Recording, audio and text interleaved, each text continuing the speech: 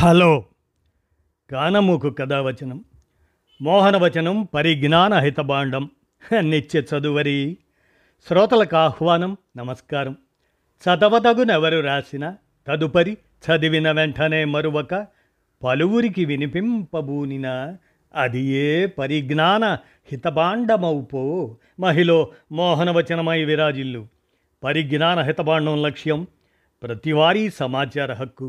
ఆస్ఫూర్తితోనే ఇప్పుడు కానమోకు కథావచనం మోహనవచనం సమకాలీన కథా సందేశం శీర్షికన ఇప్పుడు సౌమ్య నిట్టల వారు అందజేసినటువంటి కథ సతీ సావి త్రిసూత్రాలు అనేటువంటి అంశాన్ని అనే కథను మన కానమోకు కథావచనం శ్రోతలకు మీ కానమోకు స్వరంలో ఇప్పుడు వినిపిస్తాను, వినండి. సతీ సావి త్రిసూత్రాలు. ఇక వినండి ఈ కథను. ఇక కథలోకి ప్రవేశిద్దాం. ఓ స్టార్ హోటల్లో జాతీయ స్థాయి బిజినెస్ సెమినార్ జరుగుతుంది. వ్యాపార రంగంలో అగ్రశ్రేణికి చెందిన వారు తాము నేర్చుకున్న పాఠాలు పంచుకునే వేదిక అది. కింది స్థాయి నుంచి వచ్చి కేవలం స్వశక్తితో కోటీశ్వరులై తమ దేశ ప్రగతికి ఎన్నో విధాలుగా దోహదపడుతున్న బిజినెస్ టైకూన్లతో ఆ ప్రదేశం ఓ ఔన్నత్యాన్ని సంతరించుకుంది. వారిలో విదేశాల్లో జెండా పాతిన ఎన్ఆర్ఐ వ్యాపారవేత్తలు కూడా ఉన్నారు. తమ స్టార్టప్ ఐడియాలను విజయవంతం చేసుకోవాలనుకునే యువత ఓవైపు, వ్యాపార పరిచయాలు నెట్వర్కింగ్ కోసం వచ్చిన బిజినెస్ ఓనర్స్ ఇంకోవైపు, ఒక్కొక్క బిజినెస్ భీష్ముడి చుట్టూ చిన్న చిన్న గుంపులుగా చేరి వారి అనుభవ సారాన్ని చెవులారా గ్రహిస్తున్నారు. వేదిక మీద వివిధ కార్యక్రమాలు ప్రసంగాలు వరుసగా జరుగుతున్నాయి. వింటున్న వాళ్ళు వింటున్నారు, మిగిలిన వారు తమ పనుల్లో తాము ఉన్నారు. విజిటింగ్ కార్డ్స్ చేతులు మారుతున్నాయి, వాట్సప్ గ్రూపులు ఏర్పడుతున్నాయి. ఈ సందడిలో వేదిక మీదికి సమన్వయకర్త వచ్చి, ఇప్పుడు మన కార్యక్రమంలో మహిళా వ్యాపారవేత్తలకి స్ఫూర్తివంతమైన ప్రసంగం ఇస్తారు మిస్ అమృత అంటూ మైక్లో అనౌన్స్ చేసింది. ఆ మాట అనగానే అక్కడున్న జనంలో రకరకాల స్పందనలు.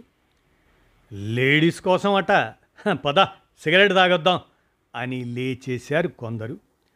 మిస్ అమృత అంటే ఎవరు అంటూ ఫోన్లు తీసి గూగుల్ చేయటం మొదలుపెట్టారు ఇంకొందరు.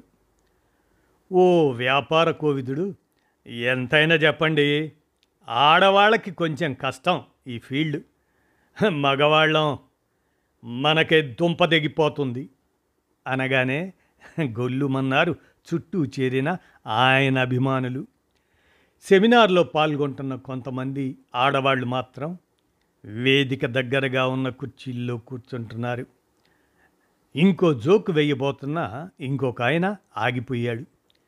వేదిక మీదకి నడిచొస్తున్న మిస్ అమృతని చూసి ఆయనే కాదు, ఇంట్రెస్ట్ లేదనుకున్న చాలామంది ఒక్క క్షణం చూస్తూ ఉండిపోయారు ఆమెని.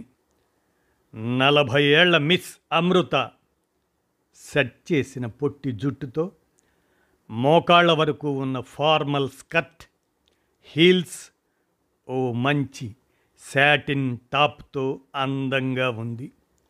చేతికి ఖరీదైన వాచి, మెడలో చెవులకి వేళ్ళకి సింపుల్గా ఉన్న డైమండ్స్. ఇదేమన్నా అమెరికానా? చీర కట్టుకోవచ్చు కదా, ఎంతైనా ఆడవాళ్ళకి చీరే బాగా నప్పుతుంది, చూడ్డానికి మనకి బాగుంటుంది అన్నారు ఒకరు. అతని చుట్టూ ఉన్నవాళ్ళు అవునన్నట్లు తలలు ఊపారు. 40 ఏళ్లలా కనిపించట్లేదు ఇంకొకరి కామెంట్. ఈవిడ హార్వర్డ్ బ్యాచ్లా ఉంది, తండ్రి ఇచ్చిన వ్యాపారం, విదేశాల్లో చదువు, ఇందులో ఈవిడ సక్సెస్ ఏముంది అని పెదవి విరిచారు ఒకరు. ఈ మోటివేషనల్ స్పీచ్లు బోరు బాబు. నోరు తిరగని ఫారెన్ వాళ్ళ కొటేషన్స్ దంచి ఆవేశంగా మాట్లాడేస్తే మోటివేషన్ అయిపోదు కదా. ఇంకో పెదవి విరుపు. వేదిక మీదకి ఈ మాటలు కొన్ని వినిపించకపోలేదు. కానీ అమృత తన పనిలో తనుంది. ప్రసంగంలో తాను చూసుకోవలసిన నోట్స్ ఆర్డర్లో పెట్టుకుంది. మంచినీళ్ళు సిప్ చేసింది. చెవి నుంచి నోటి వరకు వచ్చే మైక్ పెట్టుకుంది. సౌండ్ చెక్ చేసుకుంది. చేతిలో ఓ రిమోట్ ఉంది. అది క్లిక్ చేస్తే స్క్రీన్ మీద ప్రజెంటేషన్ ప్రారంభమవుతుంది. మొదటిసారి క్లిక్ చేసింది రిమోట్ను. ఆమె పేరు, ఆమె చేయబోయే ప్రసంగం, దాని తాలూకు శీర్షిక తెర మీద కనిపించాయి. హలో ఎవ్రీవన్, నేను అమృత. వేదిక వైపు తిరిగి నవ్వుతూ పరిచయం చేసుకుంది. ఆమె నవ్వు ఫ్రెండ్లీగా ఉంది. బాగా తయారైన ఆడవారిని మొదటి చూపులోనే పొగరుబోతులనుకోవటం పరిపాటి. ఆమె నవ్వు కొందరిలోనైనా ఆ దురభిప్రాయాన్ని పోగొట్టింది. ముఖ్యంగా ముందు వరుసలో కూర్చున్న ఆడవారికి ఆమె నవ్వు స్వాగతపూర్వకంగా అనిపించింది. నాకు ఈ ప్రసంగానికి దొరికిన సమయం 20 నిమిషాలు. బిజినెస్ వాళ్ళం కదా, ఆచితూచి ఖర్చు చేస్తాం. విత్తమైన చిత్తమైన. అందుకే మీ సమయం ఎక్కువ వృధా చేయను. నేను చెప్పాలనుకున్నది సూటిగా చెప్తాను. చిన్నగా నవ్వారు కొందరు. అందులో బిజినెస్ భీష్ములు కూడా ఉన్నారు. రిమోట్ క్లిక్ చేసింది అమృత. స్క్రీన్ మీద బొమ్మ మారింది. ఆ బొమ్మ చూసి మళ్ళీ సెమినార్లో కలకలం. కొందరు గొల్లుమన్నారు, కొందరు ఆశ్చర్యపోయారు, కొందరు ఫోన్లు చూడటం మానేశారు. కూర్చున్న వాళ్ళు కొంతమంది లేచారు. లేచి వెళ్ళిపోతున్న కొంతమంది కూర్చున్నారు. అందరి దృష్టి స్క్రీన్ మీదే. పురాణాల్లోని సతీ సావిత్రి బొమ్మ అది. చిన్నగా నవ్వుకుంది అమృత. ఈ రియాక్షన్ తను ఊహించినదే. మైక్లో మాట్లాడడం మొదలుపెట్టింది అమృత. సతీ సావిత్రి కథ ప్రతి భారతీయుడికి తెలుసు. ముందు కూర్చున్న ఆడవారిలో కొందరు ఇంట్రెస్ట్గా చూస్తున్నారు. కొంతమంది భురుకుటి ముడిపడింది. ఆమెననే కాదు, జనరల్గా ఆడవారిని తీసిపారేయటానికి ఓ అవకాశం కోసం చూస్తున్న వారి మొహాల్లో వెటకారం. కొందరిలో ఆమె ఏం చెప్పబోతుందో అన్న ఉత్సుకత. కొందరు ఆడవారు లేచి వెళ్ళిపోబోతున్నారు. అమృత వారిని ఆపింది. హలో, మీరు ఎందుకు వెళ్ళిపోతున్నారో తెలుసుకోవచ్చా? వాళ్ళు సమాధానం చెప్పటానికి ఇష్టపడలేదు. ప్లీజ్, ఎందుకో చెప్తే మీ మాటల్ని ఫీడ్బ్యాక్గా ఉపయోగించుకుంటాను. మెత్తబడ్డారు వాళ్ళు. అందులో ఒక 25 ఏళ్ల అమ్మాయి ముందుకు వచ్చింది. ఓ వాలంటీర్ మైక్ ఇచ్చాడు ఆమెకి. మ్యామ్, మిమ్మల్ని సతీ సావిత్రిని అగౌరవపరచాలని కాదు, కానీ భర్తే ప్రపంచమని బ్రెయిన్ వాష్ చేసి భర్త కోసం ఏమైనా చేసే ఆడవాళ్ళనే ఆదర్శవంతంగా చూపించడం ఓల్డ్ వాల్యూ సిస్టమ్. దాన్ని వదిలేశాం కాబట్టే ఆడవాళ్ళం ఇక్కడికి రాగలిగాం. మీరు మళ్ళీ ఆవిడనే ఆదర్శంగా చూపిస్తే మనం ఎన్నో తరాలు వెనక్కి వెళ్ళిపోతాం.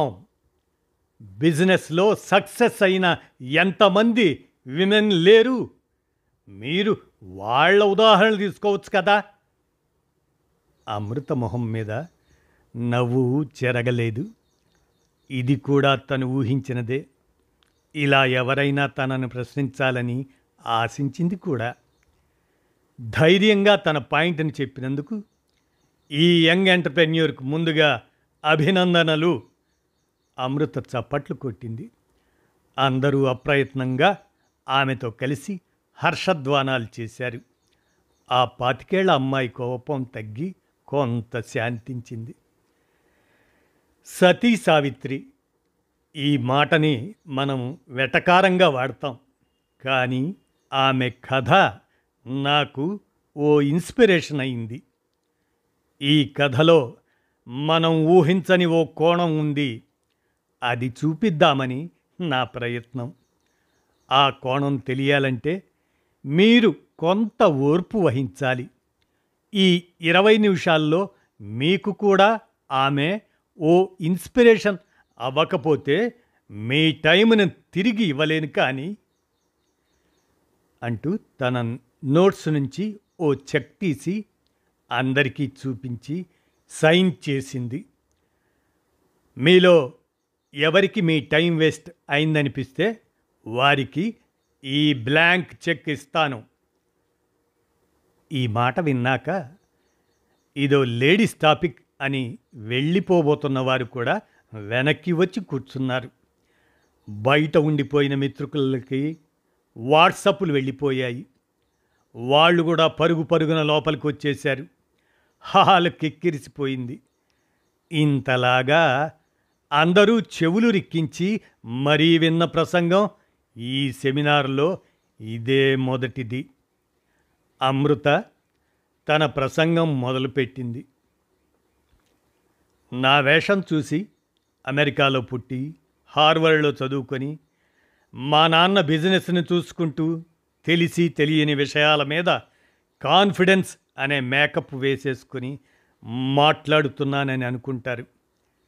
అది సహజం. కానీ అది నిజం కాదు. ఇంటర్ పూర్తవగానే ఏ డిగ్రీ చేయకుండానే నాకు పెళ్ళైపోయింది. మావారు నాకంటే 10 ఏళ్ళు పెద్దవారు. ఆయనకి సొంత వ్యాపారం ఉండేది. చాలామంది మహిళల్లాగా పెళ్ళయ్యాక ఇల్లే నా ప్రపంచం అయిపోయింది. అలా 10 ఏళ్ళు గడిచిపోయాయి. ఒక కూతురు పుట్టింది. ఇంతలో ఊహించని విధంగా మా వారు ఓ యాక్సిడెంట్లో చనిపోయారు. హాలంతా నిశ్శబ్దం. అమృతని చూసి వెటకారాలు చేసిన వారు, వెకిలి అంచనాలు వేసిన వారు సైలెంట్ అయిపోయారు. అమృత గ్లాసులో మంచినీళ్లు సిప్ చేసి మళ్ళీ మొదలుపెట్టింది. మా వారి మరణం మా కుటుంబాన్ని ఎన్నో విధాలుగా సవాల్ చేసింది. మా అత్తయ్య, మామయ్య తమ ఒక్కగానొక్క కొడుకు మరణానికి కుంగిపోయారు. నా 7 ఏళ్ల కూతురికి నేనేమని చెప్పాలి? ఇల్లు ఎలా గడవాలి? ఇంకోవైపు మా వారి వ్యాపారాన్ని అవకాశవాదులు కబళించేస్తున్నారు. ఏ వ్యాపారాన్ని నిలబెట్టడానికి ఆయన అహర్నిశలు శ్రమించారో అది చేజారిపోయే పరిస్థితి. ఓ సాధారణమైన సాంప్రదాయ సిద్ధ కుటుంబంలో ప్రొటెక్టెడ్గా పెరిగిన ఆడపిల్లని నేను.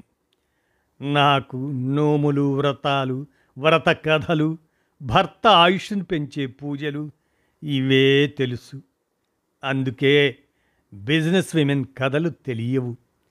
సతీ సావిత్రి కథే తెలుసు.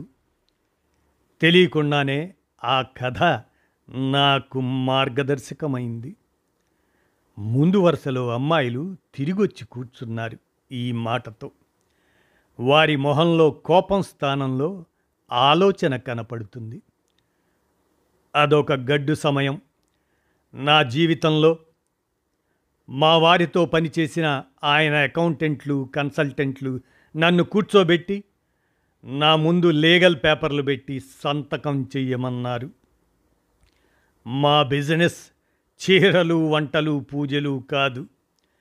మగవాళ్లకే చేతనవుతుంది, నేను చూసుకోలేను అన్నారు. పైగా చాలా అప్పులున్నాయట. అప్పుల వాళ్ళు కేసులు వేస్తున్నారని భయపెట్టారు. మా వ్యాపారం అసలు కొన్నేళ్లుగా లాభాలు చూడలేదన్నారు. ఇన్ని సమస్యలున్నా మా వారి మంచి పేరు వల్ల నాకు కొంత మొత్తం ఇచ్చి నా నుంచి బిజినెస్ కొనుక్కుంటామన్నారు. ఇంట్లో వాళ్ళు కూడా సంతకం చెయ్యమనే సలహా ఇచ్చారు. నాకెందుకో వెంటనే సంతకం చెయ్యాలనిపించలేదు. ఆడవాళ్ళకి ఇదమిద్దంగా కొన్ని విషయాలు తెలియకపోవచ్చు, కానీ లోపల కొన్ని సంకేతాలు తెలుస్తుంటాయి. దాన్నే ఇన్స్టింక్ట్ అంటాం. భర్తకు పిల్లలకి ఏదైనా ఆపద కలగబోయే ముందు తల్లులకు ప్రీమోనిషన్ కలుగుతుంది. ఇలాగే ఓ అబ్బాయి వెంట పడుతున్నప్పుడో ఎవరైనా గమనిస్తున్నప్పుడో తెలియకనే జాగ్రత్త పడమంటుంది లోపల ఓ స్వరం. అదే ఇన్స్టింక్ట్. మగవాళ్ళకి ఇది అర్థం కాక చులకన చేసిన ఇది ఆడవాళ్ళకి ప్రకృతి ఇచ్చిన ఓ బలం. ఆ స్వరమే నన్ను ఆగమంది. నేను కొంత సమయం అడిగాను. వాళ్ళు ఇష్టం లేకుండానే ఒప్పుకున్నారు. ఎందుకో తెలియదు, కానీ మనస్సులో సావిత్రి కథ మెదిలింది. సావిత్రి భర్త సత్యవంతుడు. అతనికి అల్పాయుష్కుడనే శాపం ఉంది.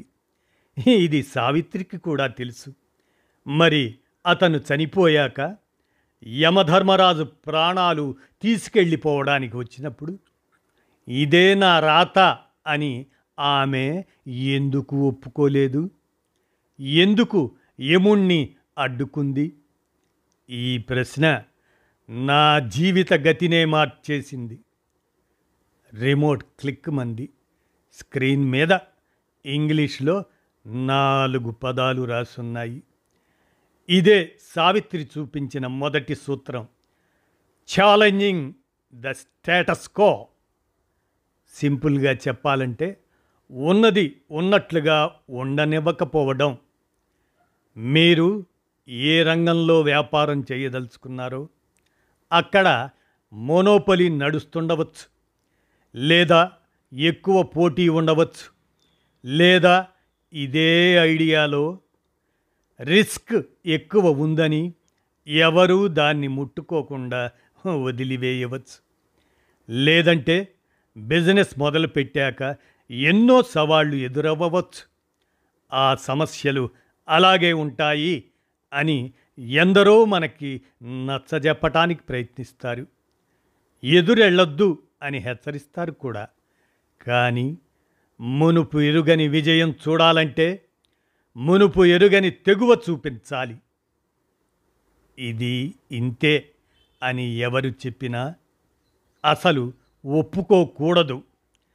ఆడవాళ్ళకి ఈ విషయంలో కొంచెం భయం, సంకోచం. స్వానుభవంతోనే చెప్తున్నాను. మా వారి బిజినెస్ అమ్మేయడమే సులువని ఎన్నోసార్లు అనిపించింది. ఎంతో కొంత మొత్తం తీసేసుకుని పిల్ల పేరు మీద ఎఫ్డి చేసేసి నేను ఏ టీచర్ ఉద్యోగమో చూసుకొని ఇల్లు నడిపించవచ్చు. కానీ మనస్సులోని సావిత్రి ఒప్పుకోనివ్వలేదు. అసలు వ్యాపారంలో అన్ని సమస్యలు ఎలా ఉన్నాయి? గత కొన్ని సంవత్సరాలుగా లాభాలు లేకపోవడం ఏమిటి? మరి లాభాలు లేకుండా అంత ఎలా విస్తరించింది? ఉద్యోగులు ఎలా పెరిగారు? ఏనాడు జీతాలు లేవని ఎవరూ అనలేదే. మా వారి ఆఫీస్కి వెళ్ళినప్పుడల్లా ప్రేమగా పలకరించే ఆయన అటెండర్ని కలిశాను. ఆ అటెండర్ ఉద్యోగం చిన్నదైనా వ్యక్తిత్వం ఎంతో గొప్పది. ఎన్నో ఏళ్లుగా నమ్మకంగా పనిచేస్తున్నారు ఆయన. పనిలో పడి మా వారు భోజనం చేయటం మర్చిపోతే ఒప్పుకోక హక్కుగా తినిపించేవారట ఆయన. కడుపు చూసేవాడు వెన్నుపోటు పొడవడు అనిపించింది. ఆయనతో మాట్లాడితే నా మనస్సులోని కలకలం నిజమే అని తెలిసింది. వ్యాపారంలో నష్టాలు, అప్పులు, కోర్టు కేసులు అన్నీ అబద్ధాలట. నాకెక్కడా ఇవన్నీ తెలిసిపోతాయో అని హడావుడిగా నా చేత సంతకాలు పెట్టించుకొని లాభాల్లో ఉన్న మా వ్యాపారాన్ని రూపాయికి 10 పైసలిచ్చి చవకగా కొనేసి దక్కించుకోవాలని ఆయన అకౌంటెంట్ మేనేజరు చూస్తున్నారట. ఈ విషయం నాకు చెప్పిన వారి ఉద్యోగం తీసేస్తాం అని బెదిరింపులు కూడా జరిగాయట. నా ఇన్స్టింక్ట్ నిజమే అని రుజువయ్యాక ఇంక నేను సంతకాలు పెట్టలేదు. వ్యాపారం ఇక అయినట్టే అని చులకనగా మాట్లాడారు. నాకింకా గుర్తు. మా వారి మాసికాలు ఇంకా పూర్తవలేదు. నేను ఆఫీస్కి వెళ్ళడం మొదలుపెట్టాను. ముందు ఆ అకౌంటెంట్ని మేనేజర్ని తీసేసి అటెండర్ని నా సలహాదారుగా నియమించుకున్నాను. అలా నా ప్రయాణం మొదలైంది. నాయకత్వ పాత్ర అయితే చేపట్టాను, కానీ వ్యాపారంలో అనుభవం లేదు. కానీ నేర్చుకోవాలన్న తపన ఉంది. అదే నా కింద పని చేసేవారి గౌరవం సంపాదించి పెట్టింది. కానీ క్లయింట్ల దగ్గరకు వచ్చేసరికి ఇది ఉపయోగపడేది కాదు. నేను తీసేసిన ఉద్యోగులు వాళ్ళని భయపెట్టి వదిలారు. వాళ్ళు ఫోన్లు చేసి తమ ఆర్డర్లు క్యాన్సిల్ చేయటం మొదలుపెట్టారు.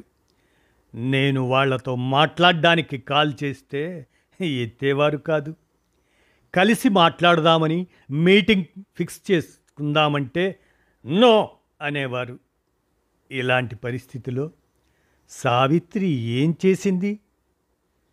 పతి ప్రాణాన్ని తీసుకెళ్ళిపోతున్న యముడిని వదలకుండా అనుసరిస్తూనే ఉంది. యముడు ఎంత వారించినా వినలేదు. రిమోట్ క్లిక్, నో అనే అక్షరాలు, దాన్ని కొట్టివేస్తున్న ఎర్ర క్రాస్ మార్క్. ఇది వ్యాపారంలో ఎంతో ఉపయోగపడే రెండో సూత్రం. Don't take no for an answer. తిరస్కారాన్ని తిరస్కరించాలి. నో అనేది ఫుల్ స్టాప్ కాదు. నో దగ్గర ఆగిపోకూడదు. దాన్ని ఎస్ ఎలా చేయాలో ఆలోచించాలి. మనలో కొంతమందికి సంకోచం, మొహమాటం ఎక్కువ, బిడియం కూడా. నో అని వినగానే అదేదో వేదవాక్కులాగా తీసేసుకొని అక్కడి నుంచి వచ్చేస్తాం. నో అనేది డెడ్ ఎండ్ కాదు. నో అన్న వ్యక్తిని అతను అలా ఎందుకంటున్నాడో ప్రశ్నించాలి. వారి సమాధానంలో వారు ఎస్ చెప్పడానికి ఏం కావాలో కూడా దాగి ఉంటుంది. అది తెలుసుకోవాలి. నో వినడం అలవాటైపోవాలి, మామూలు విషయమైపోవాలి. దాని నుంచి నెగటివ్ భావాన్ని తీసేసేయాలి. ఓ విజయవంతమైన వ్యాపారి విన్నన్ని నో అనే మాటలు ఇంకెవరూ వినుండరు. ఈ మాటకి టేబుల్స్ చర్చారు టైకూన్లు. అమృత వారి వైపు చూసి తల పంకించింది నవ్వుతూ.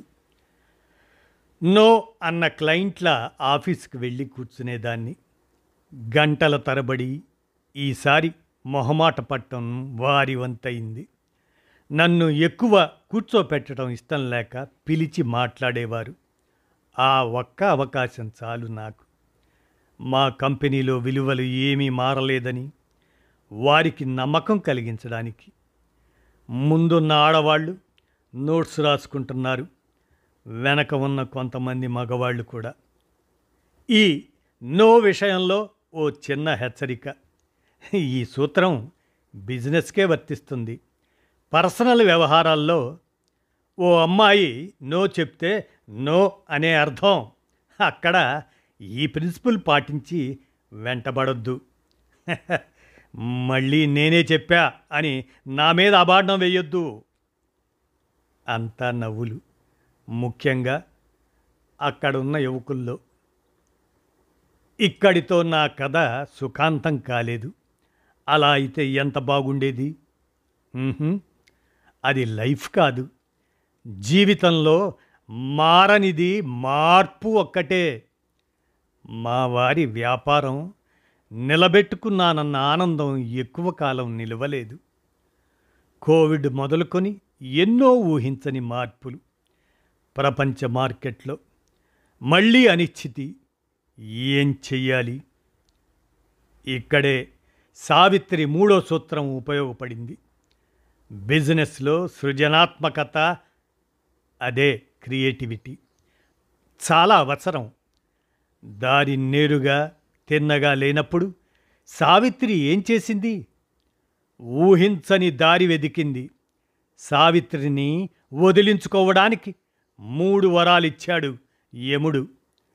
తనకి 1, యముడికి 1, ముచ్చటగా 3వది. ఇలా బేరమాడింది కదూ సావిత్రి. అదే నెగోషియేట్ చేసింది. అందరూ నవ్వారు ఈ మాటకి. యముడేమీ తక్కువవాడు కాదు. పతి ప్రాణమ్ములు దక్క అని ఓ క్లాజ్ పెట్టాడు కాంట్రాక్ట్లో. సావిత్రి చాలాసేపు ఆలోచించిందో, సమయస్ఫూర్తితో వెంటనే అడిగిందో తెలియదు, కానీ ఆమె దగ్గర లిస్ట్ రెడీగా ఉంది. మామగారి కంటి చూపు, ఆయన కోల్పోయిన రాజ్యం, ధర్మ సంతానం, ఇవి సావిత్రి అడిగిన వరాలు. మొదట 2ంటితో యముడి అంచనాలకు తగ్గట్టు ఆడి 3వ వరంతో మాయ చేసేసింది సావిత్రి. యముడంతటి వాడు ఇది ఊహించలేకపోయాడు. భర్త లేకుండా ఓ పతివ్రత ధర్మ సంతానాన్ని ఎలా కంటుంది? యముడికి ఒప్పుకోక తప్పలేదు. సత్యవంతుణ్ణి సావిత్రికి అప్పజెప్పక తప్పలేదు. అతనికి ప్రత్యామ్నాయం లేకుండా చేసింది సావిత్రి. అప్పుడు హాల్లో అందరూ అప్రయత్నంగా చప్పట్లు చరిచారు. ఆ చప్పట్ల హోరు పల్చబడ్డాక తన రిమోట్ టేబుల్ మీద పెట్టేసి వేదిక ముందుకొచ్చి నుంచుంది అమృత. అందరి కళ్ళల్లోకి సూటిగా చూస్తూ కొనసాగించింది. సుకుమారి అనుకునే ఓ స్త్రీ, ముళ్ళు రాళ్ళు పురుగు పుట్ర దారి ఎలా ఉన్నా పట్టించుకోకుండా తనకి విలువైన భర్త ప్రాణాన్ని తీసుకెళ్ళిపోతున్న యముడి వెంటబడి అడ్డగించింది. ఇది ఆమె నిరతి, సిన్సియారిటీ. దీనికే కదూ యముడు కరిగింది.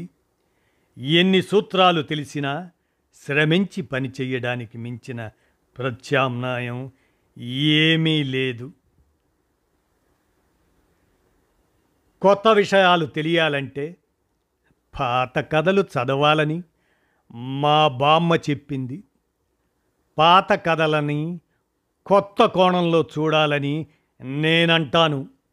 ఆ కథ చెప్పిన పాఠాల వల్లే ఇలా మీ ముందు మాట్లాడగలిగాను.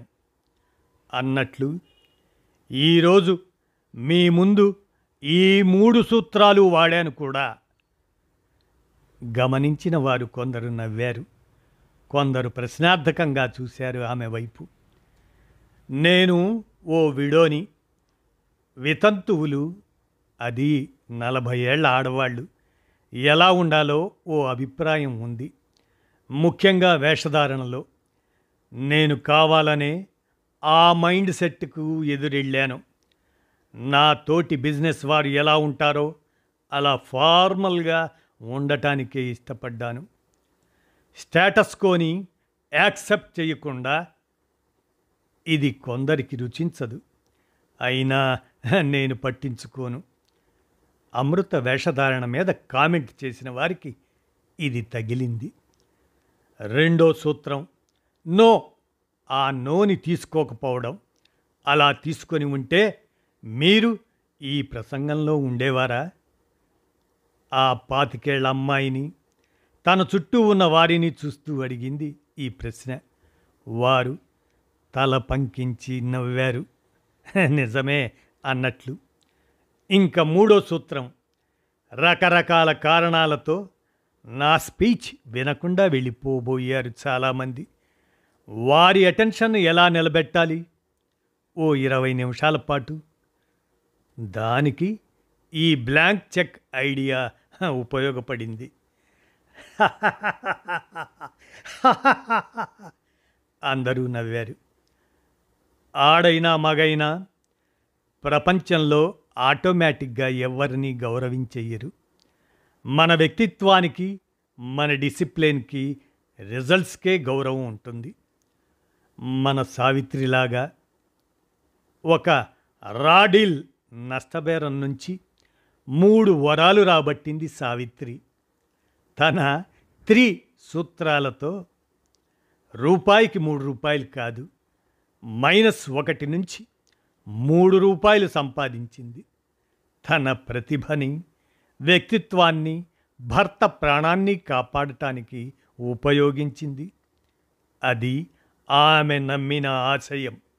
ఒక్కసారి ఊహించండి, అదే సావిత్రి తనదైన పట్టుదలతో, నిరతితో, తెలివితేటలతో, ఉక్కు సంకల్పంతో నేటి బోర్డు రూమ్లో ఉంటే.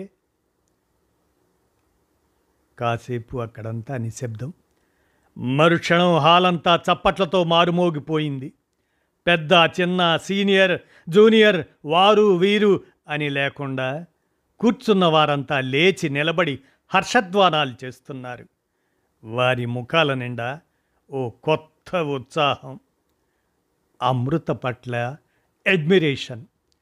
తన పతి ప్రాణాలు కాకపోయినా అతనికెంతో ప్రియమైన వ్యాపారాన్ని దక్కించుకున్న అమృత ఆ వ్యాపారాన్ని తనదైన శైలిలో కొత్త శిఖరాలకి చేర్చిన అమృత తాను తెలుసుకుని తనలాంటి వారికి స్ఫూర్తి పాఠాలను అందించిన అమృత ఆ అభినందనల్ని ఆనందంగా స్వీకరిస్తుంది అమృత.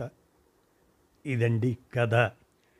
సతీ సావి త్రిసూత్రాలు అనే ఈ కథను సౌమ్య నెట్టల రచించి అందచేయగా, మన కానమోకు కథావచనం, మోహనవచనం సమకాలీన కథా సందేశం శీర్షికగా మీ కానమోకు స్వరంలో మన కానమోకు కథావచన శ్రోతలకు వినిపించాను. విన్నారుగా? ధన్యవాదాలు.